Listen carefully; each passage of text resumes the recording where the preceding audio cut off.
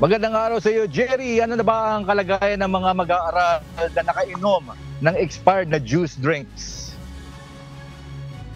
Yes, James, ayon sa pamunuan ng Department of Education o DepEd Masbate Province, nakalabas na ng Balud Hospital yung mga mag-aaral na nalason sa ininom na expired juice drinks.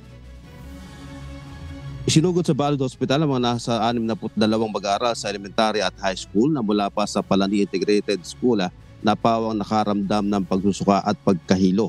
Ang mga biktima ay 37 pupils mula sa elementarya, 19 sa junior high school at 6 naman sa senior high school. Nainom ng mga kabataan ng naturang juice sa isinagawang feeding activity ng samahan ng mga kabataan sa naturang eskwelahan. Nabili umano ang mga juice sa isang grocery sa bayan ng Balud kung saan nakasulat sa karton na 2025 pa expiration date. Pero sa mismong juice drinks, expired na umano ang naturang inumin dahil June 12, 2024 ang nakasulat. Nakalabas naman ng ospital ang mga mag-aaral na mabigyan ng pangunang lunas ang mga ito.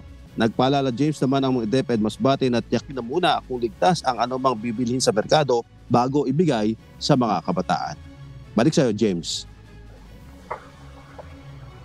Yon, Jerry, magkakaroon ba ito inaasahan ba natin na magkaroon ng pagkakaroon ng internal investigation patungkol dito kasi gawa kamo ito ng mga estudyante na kabataan doon sa bahagi ng lugar na yan?